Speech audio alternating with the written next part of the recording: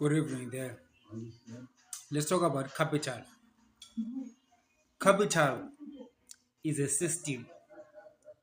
It's not US dollar. It's not money. It's a system. When we say that the American empire or the American nation is heavily capitalized and capitalizes the whole world, what we're really talking about here is not the physical US dollar, but it is the system that empowers the US dollar to be trusted around the world. That is where lies the glory and the power of the US empire.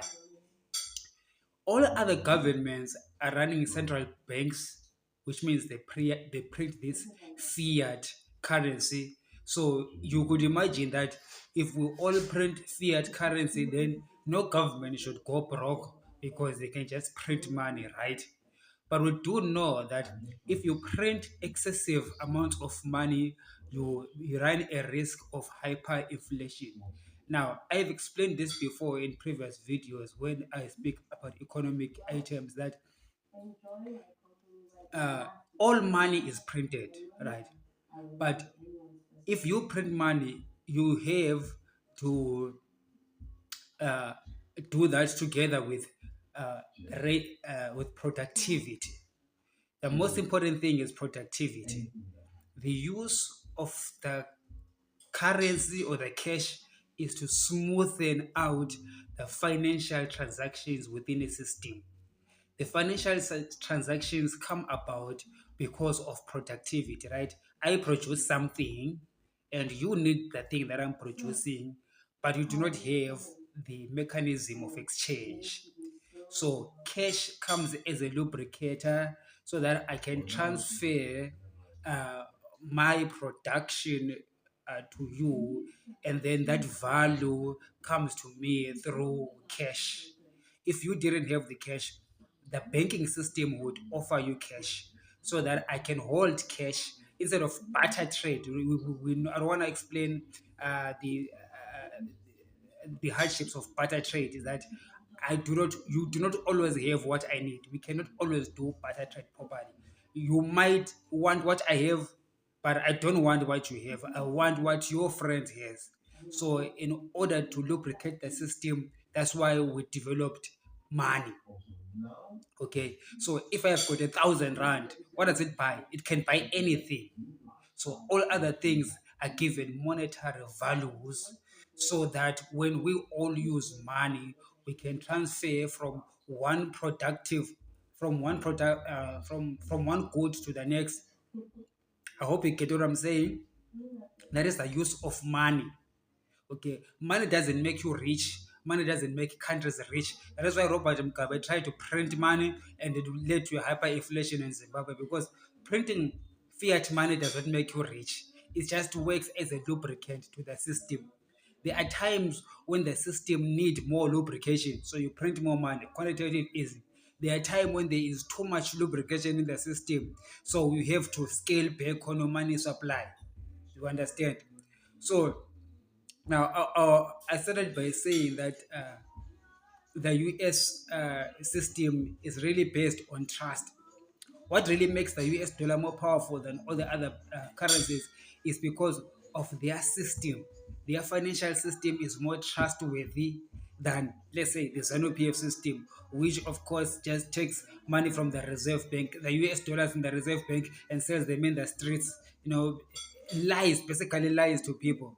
And because it cannot be trusted, it falls apart. All right. Okay. Let's take a look at someone like what Robert Mugabe did in the year 2000 after giving 50,000 to the war veterans. He also went into a rampage of printing money. Well, Robert Mugabe wasn't lying to the people, he wasn't stealing from the people, but he was practicing what I could call bad economics. That wasn't stealing. It's different from what Mnangagwa was doing. Because Mnangagwa and his economists, they're eventually stealing the wealth of everybody else through the Reserve Bank. But Robert Mugabe was not stealing. He was just practicing bad economic policy, ill-advised policies, which is okay. I understand somebody who makes mistakes. All of us can make mistakes. Not someone who steals. It's not a mistake to steal. You know what you're doing. Okay, so Robert Mugabe made the mistake of printing money, but it did not accompany that with productivity. So he just printed money and just gave to the war veterans, just for them to shut up and keep him in power. But there was no productivity in the country. Well, you see, with the American empire, see, they print money, but they've got productivity that backs that money up. But of course, on another video, I will talk about the problems that they are facing right now, because the productivity in USA is no longer based on real tangible products, but on financial services which are priced at an artificial rates, or and also anchored on artificially priced asset for financial markets in the American society. So I think that there's gonna be a problem there, but that's not what this video is about. I'm not talking about the crash of the US economy or stuff like that, but I just want to highlight the fact that uh, their system is not based on money per se, but it's based on trust. So any capitalist society is based on money, which is based on a trusted system. Okay, in Africa we have got resources, right? But resources are supposed to make us wealthy, right? You would say that, but why are we poor? It's because we do not have the financial system that accompanies our resources. We have not developed, that's the word I'm looking for. We have not developed financial systems. You see, if we develop a financial system, you will not need the US dollar. You will not you need anything. As I told you that US dollar, whether it's US dollar or it's Chinese yuan or it's the euro, is a British pound, all of those things do not matter. They are just paper. They are printed out of thin air. They are fiat. They're not backed by anything. And I'm sure you've heard the phrase that say that the US dollar is backed by the full, what do they usually say? They say it's backed by the faith of the US government. And do you ever wonder what that means? It actually means that if the US says we're gonna do this, they are gonna do it. It means that it's a rules-based society, therefore you can trust it. It really means that it's based on trust. But you cannot trust your money with ZANU PF. They can make a lot today, tomorrow they have changed. The following week they're stealing from you. And because of that, the Zim dollar cannot be sustainable under ZANU PF rule. No matter what they do, because the fact that they lie, see, the lie itself, you can run, you cannot run any economy on a lie. It will catch up with you. So, so, so, so, so that is why you need to tell the truth. You need to develop rules that everybody will end up trusting, rules that people will test, and they will not be found wanting. Therefore, if they are tested, they get to be trusted. If they are trusted, they generate confidence in the currency and in the institutions, not just one institution, in the institutions that supply the currency. Remember, the institutions are many. It's not just the central bank, but it's also the military, the policing, the judiciary, the political system that sustains or supports that central bank. To understand? So I'm talking about the whole nation building here, that the nation cannot be built by just a central bank without any supporting political systems that are functioning properly. To understand, there has to be trust in the political system itself. In the United States, they have got what they call democracy. Okay, that the democratic institutions have to be trusted. All right, the policing has to be trusted. The what do you call it? The what is this thing that is it, what is it called, the constitution, it must be trusted by people. The fact that there is a law, if someone breaks a law, I can go to the police and report them and they can be arrested. The fact that they get arrested, it makes us trust in the policing system. It deters crime and corruption, and it causes the economic system to function. But a breakdown in the policing trust in our policing and our judicial system causes everything else to disintegrate to the abyss, and therefore it also filters into your national currency. That is why national currencies lose value. Okay, they lose value because they lose confidence. That's the only reason why currencies lose value, by the way. There is no other thing except for loss of confidence. And why do we lose confidence in the currency? It's not because it's not just the central bank that you're losing confidence in, but it is these systems, as I told you, these institutions surrounding the central bank, which is the constitution, the political system, the policing system, and the military systems. If we are losing confidence in them, we lose confidence in our central bank, we lose confidence in the currency. And once the currency is lost its confidence, it means the wealth of all the people that fall within the province of that currency lose their wealth. As a result, everybody loses. So at the apex of it all, you will see that we are going to ask yourself a question: who is responsible for making sure that all these institutions are functioning properly? You will discover that it is actually the one with the gun, the one who has got the gunpowder to enforce rules and regulation, and that is the military. As I always say on this channel, that all countries are built upon their militaries. Even the US government, what you call a shadow government, is actually the military establishment. That's what keeps the politicians in line. Because what keeps people in line is the fear of death. And the fear of death comes about when you know that there's someone who can kill you if you don't follow the rules. There's someone who can arrest you. There's a police who can arrest you. But above the police is the military. We have got the guns to shoot anybody who comes to, to disturb our sovereignty, whether they are actually external or internal enemies. So as we can see that it is therefore the duty of the military to make sure that everybody is safe. You see, the military doesn't need to understand central banking. The military doesn't need to understand policing or the judicial system.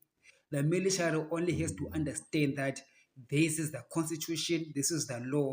Everybody must follow the law, and they must make sure that everybody toes the line. Do you understand?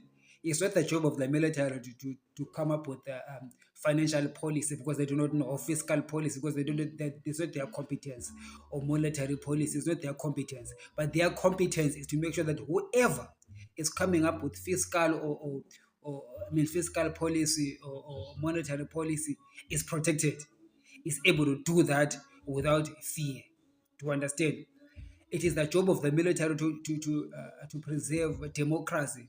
It is not their job to choose which party to be in power or not, but it is their job to protect all the people that want to be politicians in the nation, and to protect the ballot, which is the wishes of the people, to protect that system. As I told you, that a country succeeds because its systems are trusted. So when we have got a democratic system that is trusted, that trust is actually policed by the military. Okay, so the military mustn't tell you who to vote for, but also the military shouldn't even care who will win or who will lose. But their job is to make sure that whoever wins indeed wins according to the rules that we have set for our society. You get to understand that when that happens, we begin to gain confidence in the political system. So if you've got confidence in the political system, it filters also to the monetary system, which strengthens our currency, which strengthens our businesses, which brings about a birth of this capital that I started talking about. We become a capital society. Where does the capital come from? As I've been explaining, the capital comes from the trustworthiness of the institutions.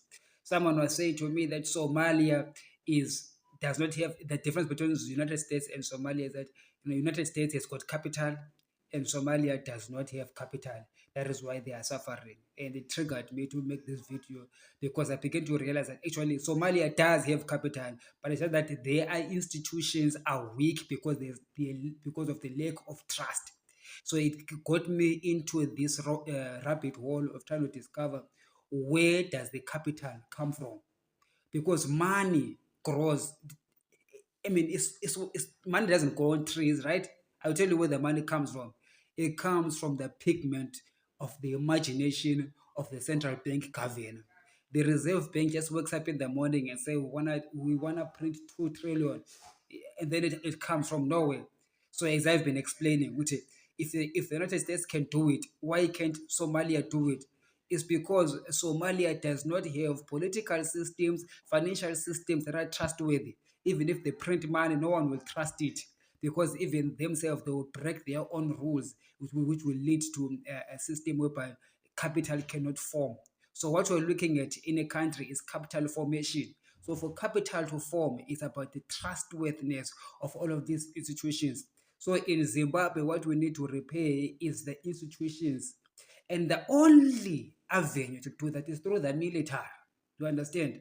So without the military, all of these things is just a waste of time. Even if you have got the best politician and we have got the best central governor and the best judiciary, if the guys in the military decide that, oh no, this thing is not working for us, we want to destroy the people, we want to oppress people, the military can just get into the Reserve Bank and just point guns at the Reserve Bank governor and tell them and detect policy.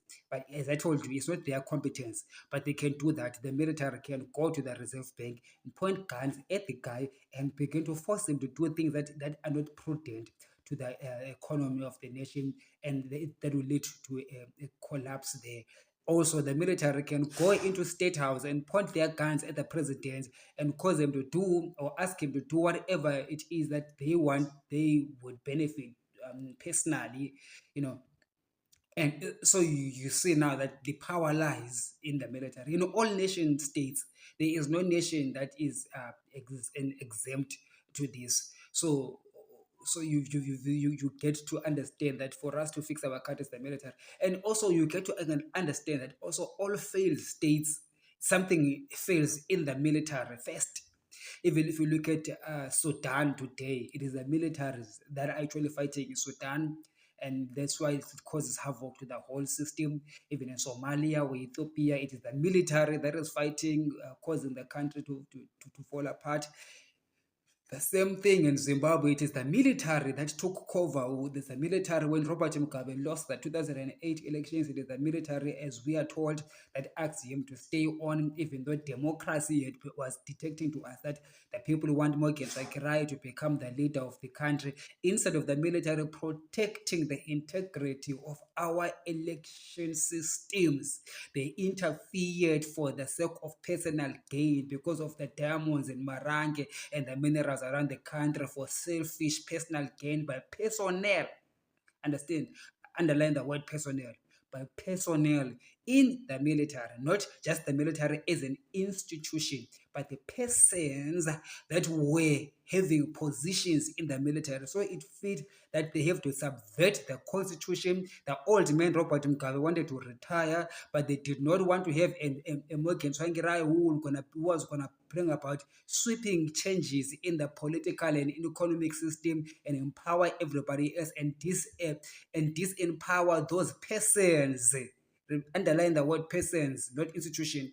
Persons within the institution of the military. He was going to make sure that those persons in the institution of the military are not going to be able to willy-nilly loot the country, or perhaps that's what they feared. So they did not allow the democratic system to transition from Robert Mugabe to Morgan Tsvangirai. So they forced Robert Mugabe's hand, so that all for the purpose of personal gain by persons, okay, by personas in the institution of the military. because I want you to understand there's a difference between the personas, the persons in the military, and also the institution of the military establishment itself. The institution remains sacred, should be kept, should be preserved, should be protected. But however, the persons who are the virus, who are the cancerous persons within that institutions need to be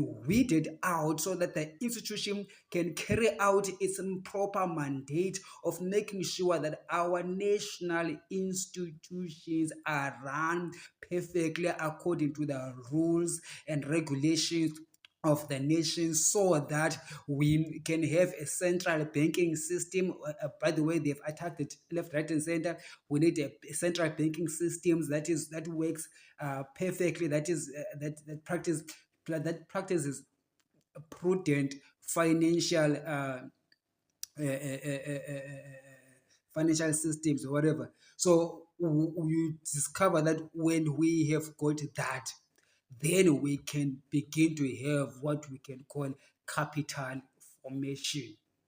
Capital will begin to form within the country, and that is the capital that is going to fire up our homegrown industrialization that is not dependent on US sanctions or Chinese aid or American aid or European aid. We don't actually need their money, because I told you that their money is just paper. And most of it is not even paper. Most of the money of the currency that is used is not paper currency, but it is actually, what is it called? It is digital money, money that is in cards.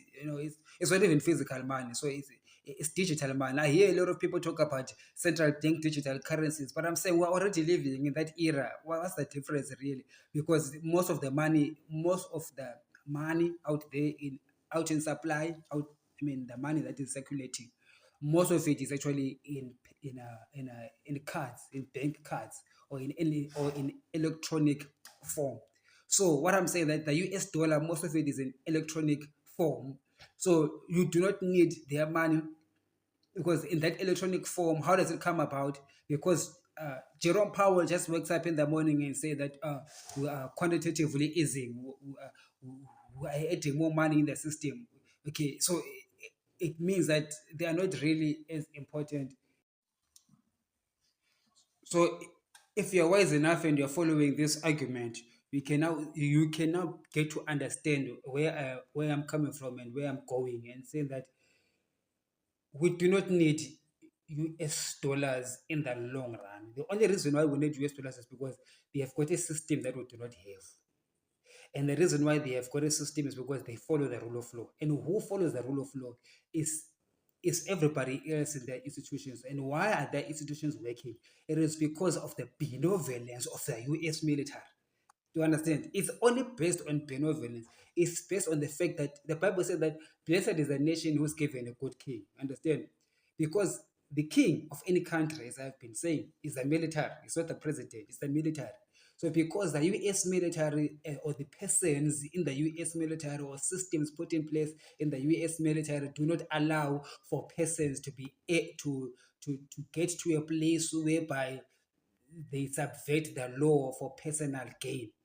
Perhaps you can point out like corruption here and there, or unfairness here and there, but it is not on a scale that we are witnessing in Zimbabwe and other failed states. Another failed state is Pakistan as well. They arrested Imran Khan.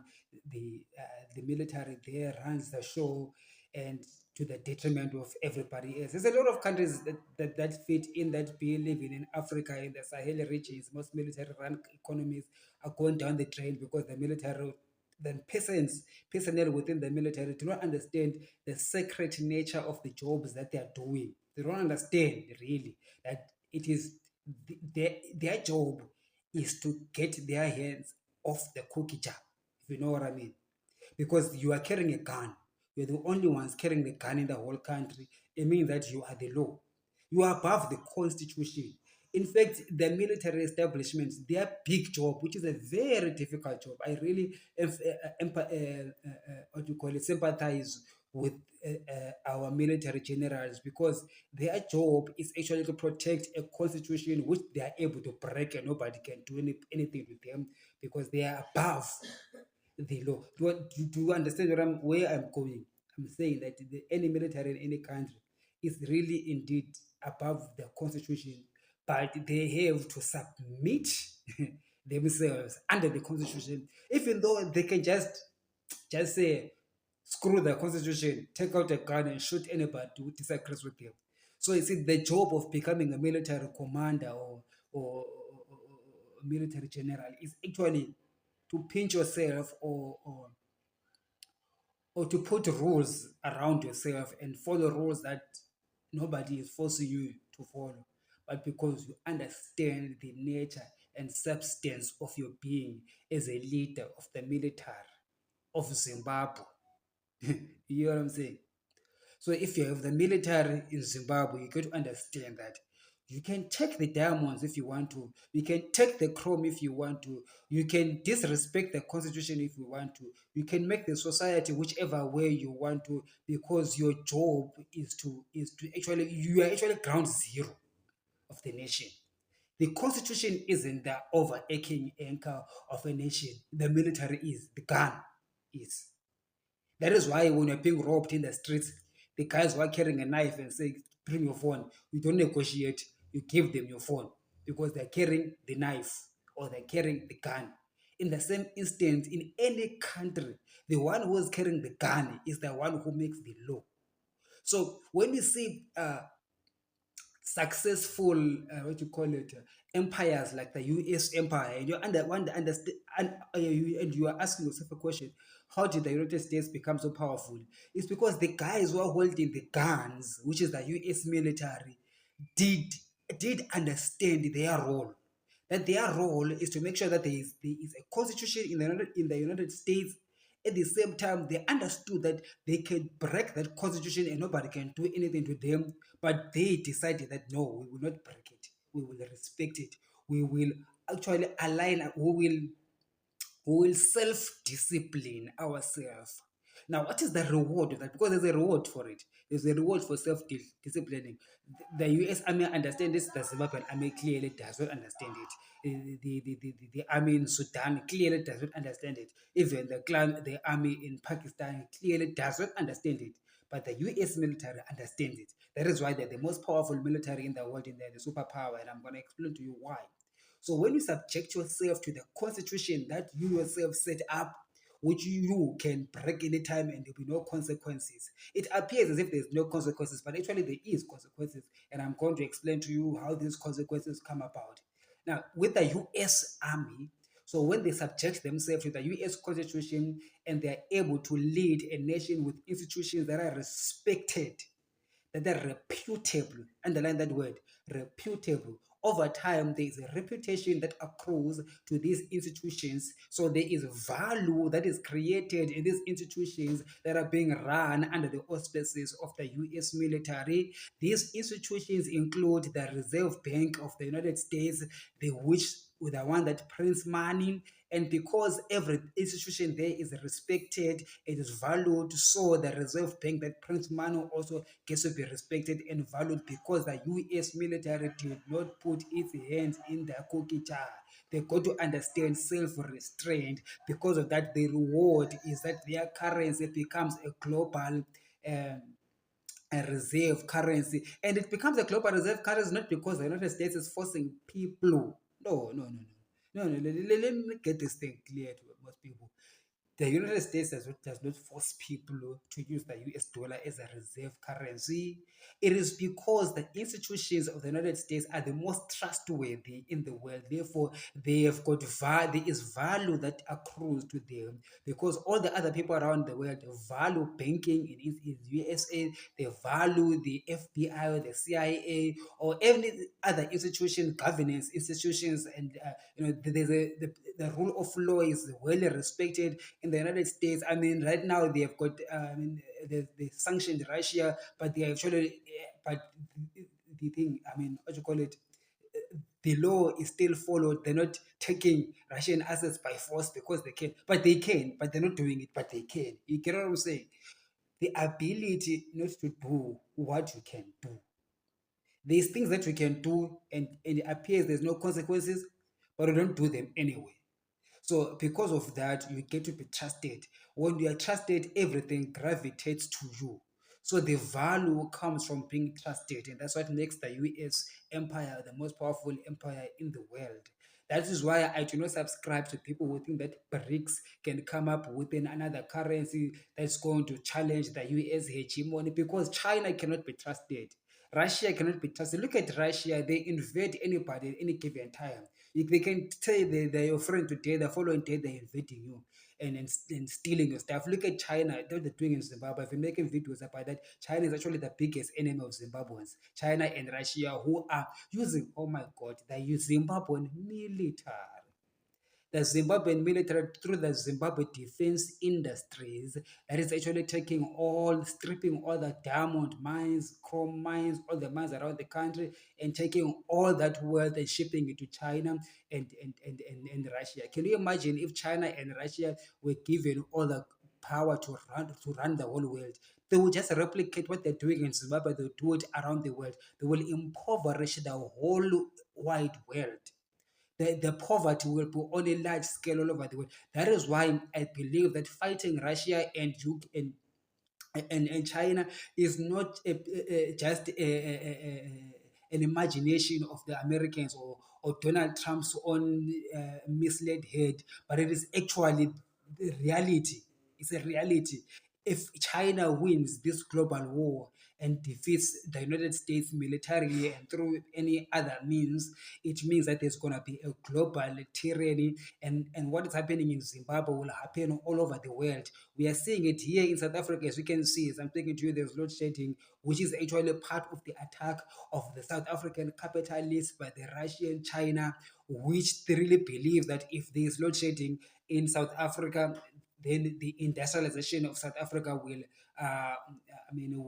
cease to be, and then they can come and take over the resources of this country. There is no way that you can tell me that the ANC is failing to run its core. It's just one business. The whole country is focusing on one business. You think it's impossible for one business to succeed and do what is right, unless if there is a nefarious hand. And that nefarious hand, I know what it is. It is China and Russia that is actually currently attacking the industrial base of South Africa. So you can see what they've done in Zimbabwe. Zimbabwe is a dark zone. They're turning South Africa into a dark zone, where mainly Africa is a mess. If we allow them to do that, if we allow Vladimir Putin to win his war in Ukraine and to goes all the way into Africa and into Washington, the heartbeat of global political seat in New York, the heartbeat of global capitalism, that is the end of the free world as we know it.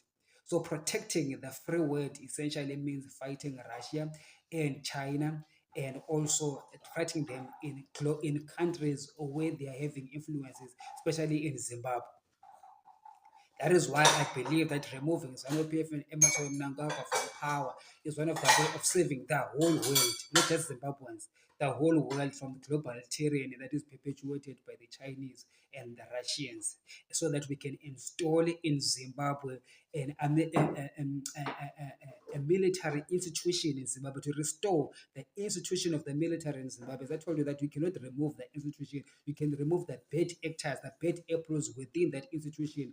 That institution must work its proper job of making sure that our institutions are well preserved and functioning properly, so that we can create this thing that I call capital formation, so that there can be proper capital formation in Zimbabwe that will lead to a rapid industrialization of the economy of Zimbabwe, creation of employment, and a market base for goods and services for firms around the world. So if you really are interested in global success, you need to support me in understanding that we need to get rid of Emerson Mnangagwa and his ZANU-PF thieves, and also the bad apples within the Zimbabwean military, so as to preserve the global order, not just Zimbabwean order, but the global order, the global free world. I rest my case.